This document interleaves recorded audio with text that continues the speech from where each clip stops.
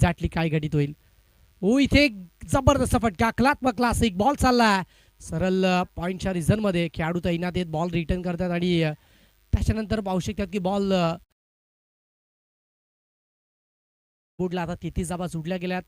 मैदानाच्या सभोवताली पाहू शकतात की आता प्रेक्षक राजावर देखील जमायला सुरुवात ती होणार या गोष्टीमध्ये शंका नाही आहे. जाऊया पुन्हा तिकडे किजर हा गोलंदाज राऊंड विकेट गोलंदाजी करतील आणि दुसऱ्या बाजूने त्यांच्या डावाला अगदी सुरुवात करण्यासाठी पाहू शकतात की ज्याने खूप चांगल्या पद्धतीची मदत केली आहे मी कुडूसकर संघाचे खेळाडू दिनेश. हो समोर बॉल होता आणि त्याच्यानंतर बॉलला थोडासा घुमाव देत असताना सरळ विकेट कीपर क्रमांक 4 पहिल्या चेंडूवरती 2 धावा देन 0. हो पुन्हा एकदा डॉट बॉलचा वापर इथे केला जातोय.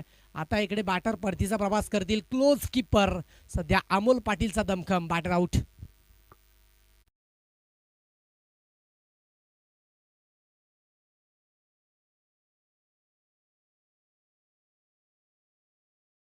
आणि किजर ज्याने आपल्या पद्धतीने गोलंदाजी करण्यासाठी विकेट देखील मिळवून दिला या मॅचमध्ये जबरदस्त खेळ त्याच्या माध्यमातून देखील जरूर तो आपल्याला अनुभवायला मिळतो.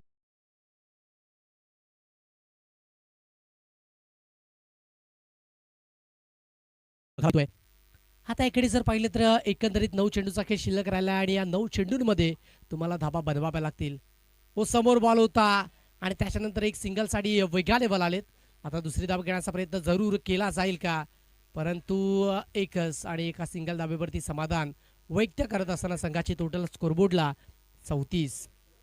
4 चेंडूचा खेळ कंप्लीट झाला. 34 धावा फलकावरती आपल्याला बघायला मिळतात. सध्या सुपर्ब खेळ तो इथे दाखवला जातोय. हो समोर बॉल होता, एलिव्हेशन नाहीये, उंच गेला जास्त आणि डाऊन बॉल येण्याचा प्रयत्न जरूर. पुन्हा एकदा रनी कॅच कंप्लीट आणि केक बॅटर